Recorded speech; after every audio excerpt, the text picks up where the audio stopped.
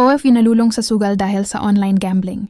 Dear Utang Serye, gusto ko lang sanang ibahagi ang kwento ko sa sugal na nagdala sa akin sa utang.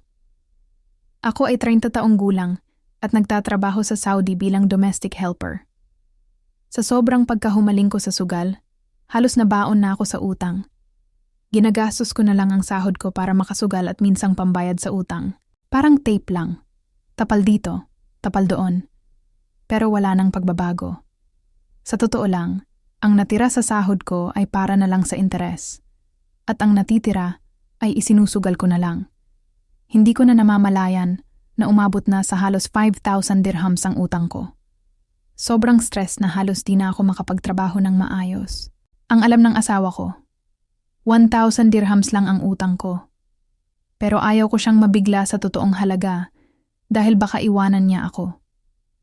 Ang sa kaibigan ko, pinapangako ko sa kanila na magbabayad araw-araw ng 1,000k. Sa kabuuan, umaabot na sa 85,000k ang utang ko sa kanila at kailangan naming bayaran hanggang Oktubre.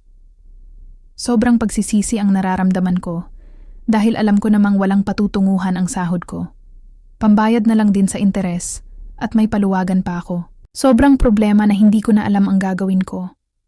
Pero naniniwala akong kakayanin ko ito. Hanggang may pagkakataon, makikiusap ako sa mga tao at gagawin ko ang lahat para matapos lang ang utang ko. Balak ko na ring i-deactivate ang Facebook account ko para makapag-ipon at maiwasan ang patuloy na pag-iisip sa sugal. Naubusan na ako ng kaibigan dahil sa mga tinuring kong kaibigan na nag-down sa akin nang malaman nila ang totoong sitwasyon ko. Pero okay lang yon, utang serye. Alam ng Diyos na gustong-gusto kong makabayad. Ngayon, iwas na ako sa sugal. Ayoko na talaga. Salamat utang serye sa pagbasang ito. Sana mapansin mo ito at makita sa page mo.